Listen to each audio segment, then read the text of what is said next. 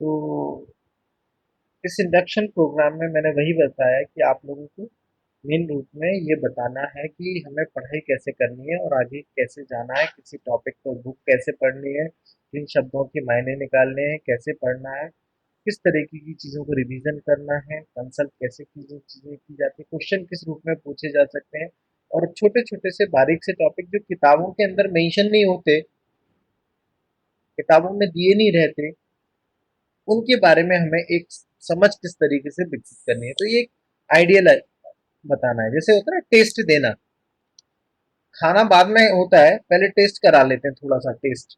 तो ये टेस्ट चल रहा है आप लोगों का।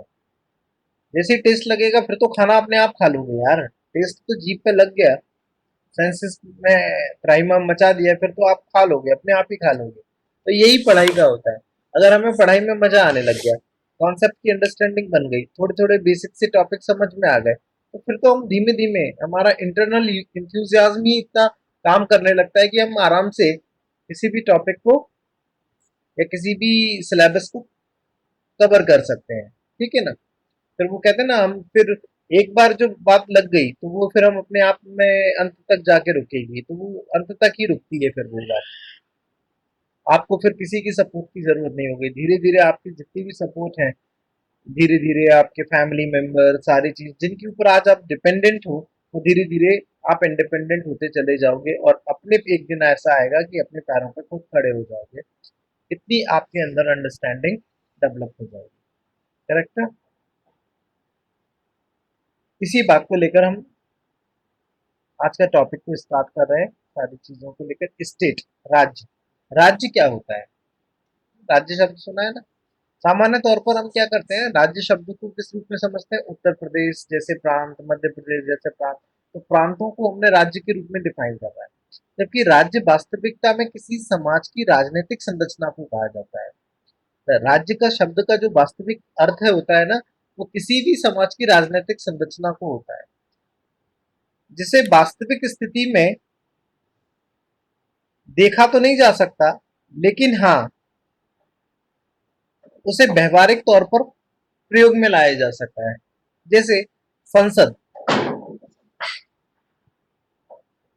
संसद काम कर रही है, उसमें नेता काम कर रहे हैं, तो वो एक देश की, किसी उस समाज की, हमारे समाज की राजनीतिक प्रणाली का हिस्सा है कि नहीं? No no, it is not a subdivision, that's why I am saying. Correct है ना। तो ये हमारी पॉलिटिकल सिस्टम का पार्ट है कि नहीं, पार्लियामेंट। तो राजनीतिक प्रणाली का है, तो ये राज्य का हिस्सा हुआ कि नहीं हुआ? समझ में है ना। तो राज्य शब्द वास्तविकता में क्या है? राज्य शब्द किसी भी समाज की एक राजनीतिक प्रणाली होती है, पॉलिटिकल स्ट्रक्चर होता है। हम अमूमन तौर पर राज्य शब्द से क्या तात्पर्य समझते हैं? मध्य प्रदेश, उत्तर प्रदेश, राजस्थान, बिहार, बंगाल, मणिपुर। करेक्ट है। नहीं, ये मीनिंग नहीं होता किसी भी जगह की राजनीतिक संसद भी इसलिए अपने आप में राज्य, क्योंकि वो इस देश की राजनीतिक प्रणाली का सबसे महत्वपूर्ण हिस्सा है। न्यायपालिका, जुडिशरी, वो भी अपने आप में राज्य है, क्योंकि वो भी इस देश की राजनीतिक प्रणाली का सबसे बड़ा हिस्सा है। Prime minister office, president office, इस देश की राजनीतिक प्रणाली का सबसे प्रमुख हिस्सा है, तो वो भी अपने आप में राज्य हुआ। राज्य की विधानसभाएं, उनके सचिवालय, वो भी राजनीतिक प्रणाली का सबसे महत्वपूर्ण हिस्सा है, तो वो भी राज्य हुए। तो राज्य एक व्यवहारिक परिकल्पना है ना। एक व्यवहारिक परिकल्पना है, जिसे सामान्य तौर पर तो नहीं देख सकते, लेकिन हाँ, इसके कुछ एलिमेंट्स जरूर होते हैं जिनको हम महसूस कर सकते हैं, जिनको हम जान सकते हैं। एलिमेंट्स, राज्य के तत्व जिनको बोलते हैं, एलिमेंट क्या होता है? सबसे पहला एलिमेंट, बेसिकली चार एलिमेंट होते हैं राज्य के, स्टेट के। There are four element of state. First is geographical area. अगर राज्य होगा तो उसका एक भौगोलिक भूभाग जरूर होगा, भौगोलिक क्षेत्र जरूर होगा, उसका एक पर्टिकुलर ज्योग्राफिकल एरिया जरूर होगा। करेक्ट है।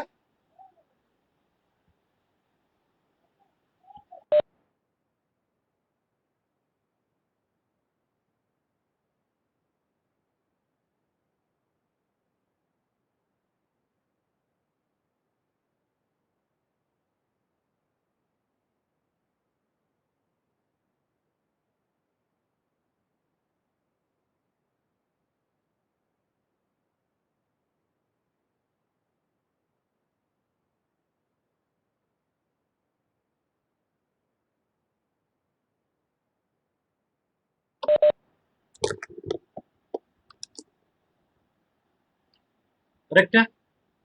हाँ, थोड़ा सा someone is calling to me, ठीक है, तो उस चक्कर में मुझे जाना पड़ा। तो राज्य की बात समझ में आई। तो राज्य का व्यवहारिक अर्थ क्या है? उसका एक एलिमेंट्स है। राज्य एक अपने आप में व्यवहारिक परिकल्पना है, ठीक है ना। तो किसी भी समाज की राजनीतिक संरचना या political structure of any society collectively called as a state. तो कई जगह पे समग्र रूप में देखें, न्यायपालिका है, सचिवालय है, सेक्रेटेरिएट जिसको हम बोलते हैं, उसके अलावा पार्लियामेंट्री लेजिस्लेचर्स है ना, तो ये सारे ऑफिस कलेक्टिव फॉर्म में एक स्टेट कहलाते हैं, ठीक है ना। इसके कुछ एलिमेंट्स होते हैं, जिनके एलिमेंट्स को हम देखते हैं। पहला होता है ज्योग्राफिकल एरिया।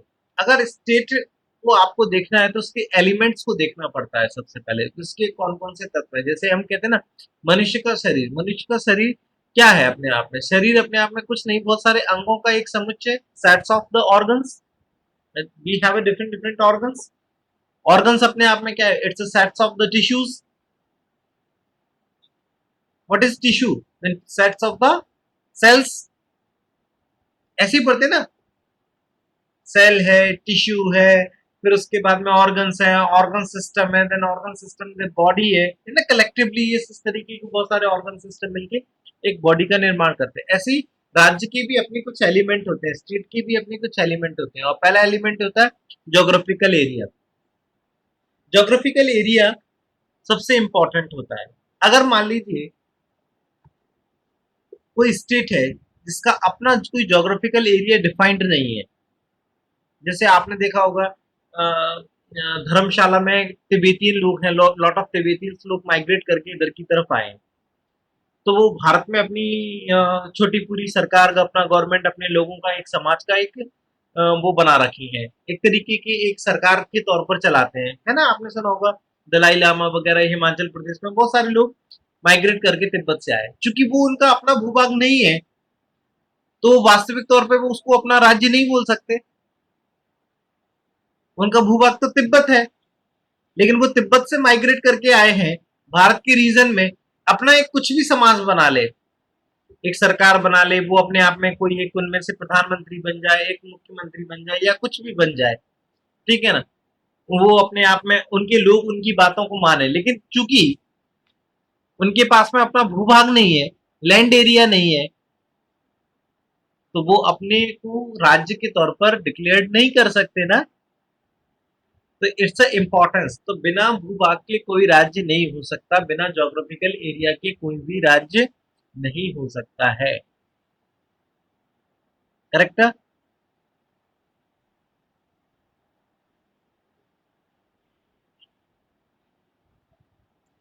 सेकंड होता है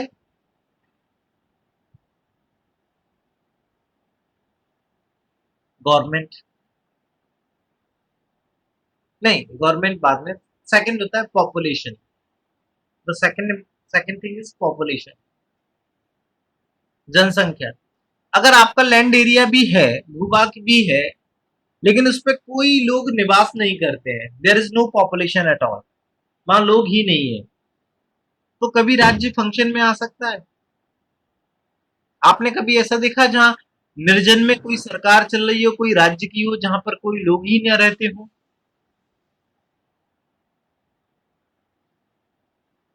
ऐसा हो सकता है क्या? नहीं हो सकता ना। तो उस भूभाग पर कुछ ना कुछ जनसंख्या जरूर होनी चाहिए, जिन लोगों का वहां पर एक रेसिडेंस हो, उनका एक निवास स्थान हो। करेक्ट है। तो दूसरा एलिमेंट हो गया पॉपुलेशन। पहला एलिमेंट क्या है? Geographical area. Second is population. Third again important is government. अगर स्टेट है तो गवर्नमेंट है।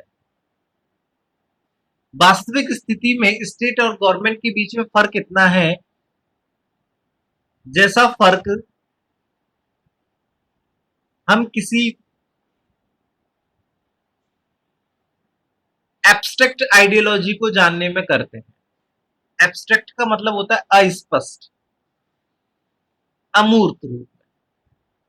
जैसे भगवान, अभी मैं आपसे पूछूं भगवान है कि नहीं है, आधे लोग कंफ्यूजन में आ जाएंगे, है ना। अगर आप बोलेंगे कि है, तो मैं पूछूंगा बताओ कहाँ है, तो फिर बड़ा शास्त्रार्थ करना पड़ेगा, है ना, बताना पड़ेगा, सिद्ध करना पड़ेगा, यहाँ है वहां है, इस रूप में है, मनुष्य के रूप में, फलानी हर प्रजाति हर जगह पे ये लॉट ऑफ थिंग्स। तो हमने एक सिंपल कॉन्सेप्ट अपना लिया कि हर व्यक्ति को तो इस तरीके से नहीं समझाया जा सकता, तो क्या करें, उनकी मूर्तियां बना लो, आम आदमी को भी दिखा देंगे ये है भगवान जी। अच्छा ऐसे, हाँ बिल्कुल, तीर लिए हैं, धनुष बाण लिए हैं, है ना, उनका टेम्पल, उनका घर बना दो, अपने अपनी आइडियोलॉजी पे, लोगों को समझना आसान होता है। ऐसे ही राज्य भी अपने आप में एक एब्स्ट्रैक्ट कॉन्सेप्ट है जिसको समझाया नहीं जा सकता, अमूर्त है राज्य स्टेट, तो उसको मूर्त रूप में कन्वर्ट कर दिया गया है आसानी से समझाने के लिए, एंड उस मूर्त रूप का नाम है गवर्नमेंट। तो गवर्नमेंट भी अपने आप में लोगों का समूह होता है जो उस राजनीतिक संरचना को आगे ले जाती है। तो ऐसे संरचना, ऐसे लोगों की जरूरत होती है जो उसकी विचारधारा को, उस राजनीतिक संरचना को चलाते हैं, करेक्ट। प्रधानमंत्री एक राजनीतिक संरचना को चलाते हैं, चीफ जस्टिस राजनीतिक संरचना को चलाते हैं, करेक्ट। सांसद एक राजनीतिक संरचना को चलाते हैं, संसद में बैठते हैं, करेक्ट। तो ये सब सरकार का अंग हो गए कि नहीं हो गए, मंत्री, करेक्ट, मिनिस्टर्स उनमें। तो सरकार क्या होती है, सरकार उस राज्य का एक मूर्त रूप है। राज्य चूंकि दिख नहीं सकता, राज्य उस भगवान की तरह है जो एब्स्ट्रैक्ट है, अमूर्त है, you can feel it, but आप नहीं कह सकते कि ये राज्य है। तो राज्य अपने आप में, क्योंकि राज्य तो राजनीतिक संरचना के रूप में अभिव्यक्त होता है, तो राजनीतिक संरचना में अगर हमें राज्य को बताना हो तो हम क्या बता देते हैं, सरकार को बता देते हैं और कह देते हैं कि यही राज्य है, करेक्ट है। तो government is nothing but the concrete form of state, correct है। तो तीसरा ऑर्गन होता है राज्य, सरकार। चौथा होता है सोबरनिटी, सोब्रैनिटी, मतलब संप्रभुता। फोर्थ ऑर्गन सोब्रैनिटी, सोब्रैनिटी, संप्रभुता। ऐसी व्यवस्था कोई काम की नहीं जिसमें सरकार को अपने भौगोलिक भूभाग पर, संप्रभुता का मतलब बहुत इंपॉर्टेंट होता है, मतलब जिस भौगोलिक भूभाग की हम बात कर रहे हैं, जिस ज्योग्राफिकल एरिया की बात कर रहे हैं, जिसके अंदर जो लोग रह रहे हैं, उनके बारे में किसी भी प्रकार का निर्णय लेने का अधिकार, किसी भी तरीके का निर्णय लेने का अधिकार अगर सरकार है, तो उसका एक भूभाग है, उसकी एक जनसंख्या है, उस जनसंख्या में एक निश्चित भूभाग के अंदर, एक उस पर्टिकुलर टेरिटरी में उसको कोई भी निर्णय करने का अधिकार होना चाहिए, तभी एक राजनीतिक व्यवस्था चल सकती है और तभी एक राज्य का संचालन हो सकता है। हम कैसे किसी देश के बारे में बोल देते हैं कई बार कि ये एक सफल राष्ट्र है, ये एक सफल राज्य है, ये एक असफल राज्य है। पाकिस्तान के बारे में आप क्या बोलते हैं, इट्स अ सक्सेसफुल स्टेट और फेलियर, क्या नहीं, वो तो चाहकर भी सर हम फेलियर ही बोलेंगे, है ना। सही बात है, फेलियर स्टेट है, why, because there is no sovereignty उस भौगोलिक भूभाग में, और वहां पर रहने वाले लोग, आधे से ज्यादा लोग उसकी बात ही नहीं मानते, उसके निर्णय में सहमत ही नहीं होते हैं। पाकिस्तान की गवर्नमेंट कोई निर्णय लेती है, वहां की आर्मी उसको मानती ही नहीं है कई बार, it's a failure of state. इसलिए किसी भी राज्य का सफल होना इन चारों कारकों पर निर्भर करता है, ये चारों पिलर्स के ऊपर निर्भर करता है। करेक्ट है? अगर राज्य ही सरकार नहीं होगी तो राज्य समझ में नहीं आएगा, राजनीतिक संरचना अस्त व्यस्त हो जाएगी। आज हमें पता तो है कि हमें मोदी जी की बात माननी है क्योंकि सरकार है। उन्होंने कहा ताली बजाओ तो हमने ताली बजा दी, उन्होंने कहा थाली बजाओ तो हमने थाली बजा दी।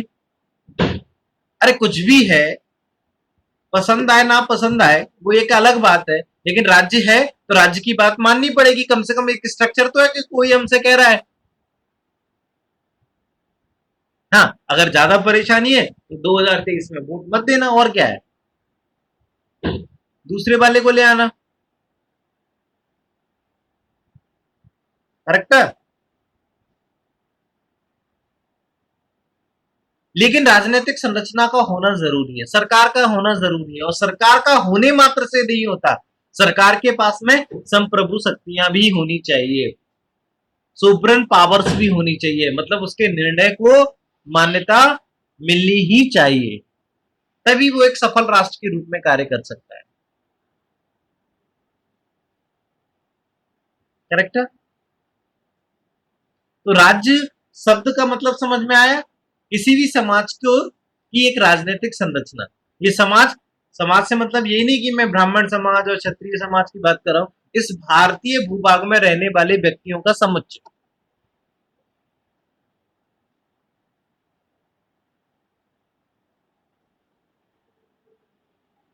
समझ में आए? इसको बोलते हैं राज्य और उसकी संरचना। उसके कॉन्सेप्ट क्लियर है? अब उदाहरण के तौर पर ले लीजिए, क्या मध्य प्रदेश एक राज्य है? हाँ है, क्योंकि मध्य प्रदेश का अपना एक भौगोलिक भूभाग है। मध्य प्रदेश की अपनी एक कोई जनसंख्या है? हाँ बिल्कुल है। मध्य प्रदेश में कोई सरकार है? हाँ बिल्कुल है। मामा जी उसके मुख्य हैं। आजकल कोरोना में हो गए हैं थोड़ा सा ग्रसित, कोई बात नहीं, ईश्वर से प्रार्थना है कि वो जल्दी स्वस्थ होकर हमारे बीच में आएंगे और हमारे बीच में जो कोरोना फैल रहा है उसके बारे में एक ठोस नीतियों के माध्यम से उसको कम करने का प्रयास करेंगे। राज्य है, क्या मामा के पास संप्रभु शक्तियां हैं? बिल्कुल है साहब। मामा जी ने बोल दिया ऐसा होगा तो राज्य के अंदर तो वैसा ही होगा। करेक्ट है? तो इसलिए हमने मध्य प्रदेश को भी राज्य बोल दिया। करेक्ट है? क्या इंदौर जिला अपने आप में एक राज्य है? हाँ है। क्यों नहीं है रहा? इंदौर की अपना एक ज्योग्राफिकल एरिया है, हाँ बिल्कुल एक भौगोलिक सीमा है। इंदौर के अपने कुछ लोग होते हैं, हाँ बिल्कुल होते हैं, लोग होते हैं। इंदौर में कोई सरकार है? हाँ डिस्ट्रिक्ट मजिस्ट्रेट बैठते हैं, उसकी एग्जाम की तैयारी भी हम लोग करते रहते हैं, उसी प्रयास में रहते हैं। उनके जिलाधिकारी होते हैं कि नहीं, वो जिले में उनका अधिकार होता है कि नहीं? क्या उनके पास निर्णय लेने की स्वतंत्रता होती है किसी भी अपनी टेरिटरी के अंदर? हाँ बिल्कुल होती है। करेक्ट है? अपने इसमें तो डिसीजन में इंडिपेंडेंट है। हाँ, लेकिन वो तब तक नहीं हो सकते इंडिपेंडेंट जब तक कि उनके निर्णय को कोई दूसरा प्रभावित ना करते। वो बात अलग है कि हमारे यहाँ पे ये सब पॉलिटिकली माइलेज के लिए अपने ऊपर वाले आकाओं के दबाव में फैसले लेते रहते हैं, लेकिन इनको अपने कुछ क्षेत्रों में फैसले लेने की पूर्ण स्वतंत्रता प्राप्त है। ये जिले के अंदर की नीतियां बनाने में एक बहुत महत्वपूर्ण भूमिका, तो इस तरीके से भी बात बना सकते हैं, कोई दिक्कत नहीं है एक पर्टिकुलर चीज के अंदर। हाँ ये बात अलग है कि कंप्लीट सोवरेनिटी इनको प्राप्त नहीं होती, इसलिए इनको पूर्ण रूप में राज्य का दर्जा भी नहीं दे सकते, क्योंकि इनके पास में कंप्लीट सोवरेनिटी नहीं होती। लेकिन राज्य के पास में तो चूंकि भारत में क्या है, डिसेंट्रलाइजेशन ऑफ पावर, तो स्टेट गवर्नमेंट भी डायरेक्ट कॉन्स्टिट्यूशन से पावर लेती है, तो मामा जी के पास में तो डायरेक्ट संविधान से पावर है, इनके ऊपर कोई कुछ नहीं है, तो ये राज्य का दर्जा मिल जाता है। ठीक है ना? ऐसे संसद है, वो भी अपने आप में एक राज्य है, राज्य विधानसभा है, वो भी अपने आप में राज्य है। करेक्ट है ना? बात समझ में आ गई ना? तो ये है राज्य। शब्द क्लियर है राज्य का। अब राज्य से मतलब हमेशा यही तो नहीं लगाते रहोगे कि मध्य प्रदेश, उत्तर प्रदेश। स्टेट में be, can be anything. Correct है। पढ़ाई की बातें ज्यादा नहीं करनी चाहिए थी। अब है सरकार, बीच में एक शब्द आया था सरकार। तो सरकार के भी अपने साथ कई अंग होते हैं। एक होता है विधायिका, एक होता है कार्यपालिका, और एक होती है न्यायपालिका।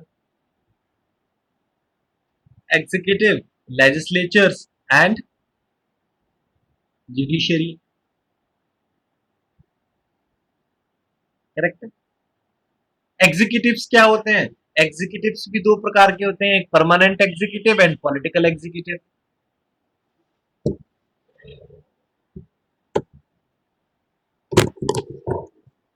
परमानेंट एग्जीक्यूटिव जो नियमों को पालन करवाए उनको एग्जीक्यूटिव कहते हैं। जो नियमों को बनाए, कानून को बनाए, उनको लेजिस्लेचर कहा जाता है। और जो उस कानून के हिसाब से लोगों को न्याय दे उसको न्यायपालिका कहा जाता है, on the basis of law. इसीलिए तो इनके गवर्नमेंट के तीन ऑर्गन्स बोले गए, एक एग्जीक्यूटिव, लेजिस्लेचर और जुडिशरी। ये सरकार है। क्योंकि ये सरकार है और सरकार राज्य का हिस्सा होता है, इसलिए ये राज्य भी है। करेक्ट है। एग्जीक्यूटिव भी दो प्रकार के होते हैं, पॉलिटिकल एंड पॉलिटिकल और परमानेंट। पॉलिटिकल एग्जीक्यूटिव मतलब जनता के द्वारा चुने गए प्रतिनिधि, प्रधानमंत्री, मंत्री। ठीक है। चूंकि इन दोनों के बीच में शक्ति संतुलन रहना चाहिए, इसीलिए हमने दो प्रकार के एग्जीक्यूटिव की व्यवस्था की। पॉलिटिकल एग्जीक्यूटिव को पावर ज्यादा दी है, लेकिन स्थायित्वता नहीं दी, स्टेबिलिटी नहीं है।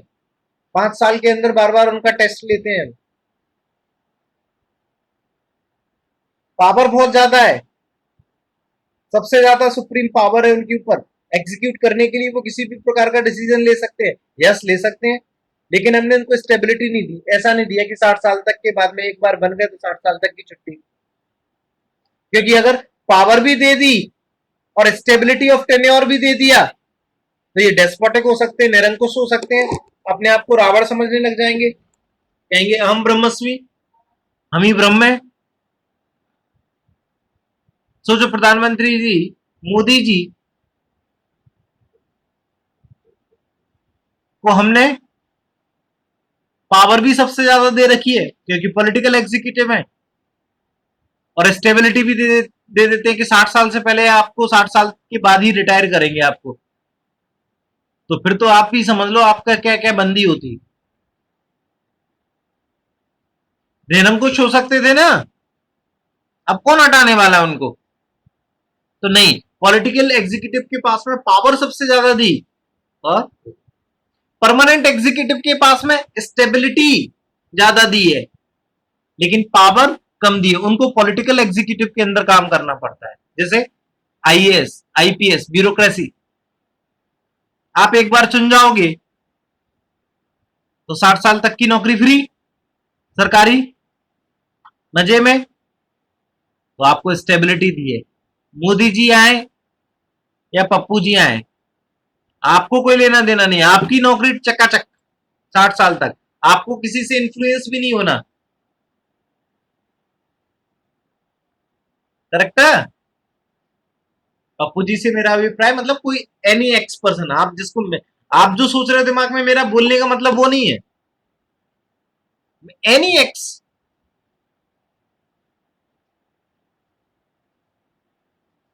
करेक्ट है। तो इस तरीके से एग्जीक्यूटिव्स फंक्शन करते हैं। सिमिलरली लेजिस्लेचर होता है जो कानून बनाने का काम करता है on the basis of party system. Parliamentary democracy में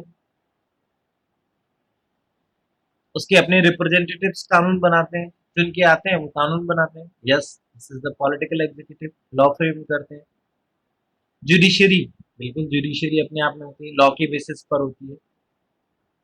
करेक्ट है। तो पहले लॉ के बारे में कल थोड़ा सा जानेंगे कि लॉ कौन कौन से प्रकार के होते हैं, फिर उसके बाद में हम कल का अपना थोड़ा सा एक डिस्कशन करके समापन की तरफ ले जाएंगे, क्योंकि पॉलिटी में हम इतना ही कल देखेंगे। अभी तो एक कैप्सूल्स है, एक कैप्सूल दिया है, छोटा सा चीजों को जानने की कोशिश की है, पढ़ते कैसे हैं चीजों को, जानते कैसे हैं उनके ऊपर, इस तरीके की फ्रेमिंग। अभी तो बहुत शुरुआत है, अर्ली स्टेज में सिर्फ आपसे गुफ्तगू करने के लिए कुछ टॉपिक्स की जरूरत थी, वो मैंने दिया। 1 तारीख से आपका जो भी शेड्यूल होगा उसके अकॉर्डिंग हम लोग बात करेंगे, हम लोग काम करेंगे, हम लोग अपनी क्लासेस को कंडक्ट करेंगे 1 अगस्त से।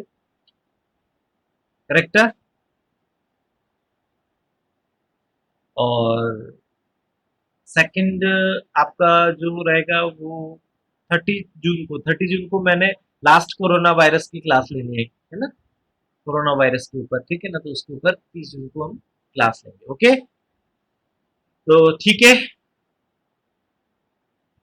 है ना, मिलते रहेंगे, कल फिर मुलाकात होगी, है ना। वैसे भी किसी ने कहा है जिंदा रहने के लिए एक मुलाकात जरूरी है, ठीक है ना। तो मुलाकात करते रहेंगे।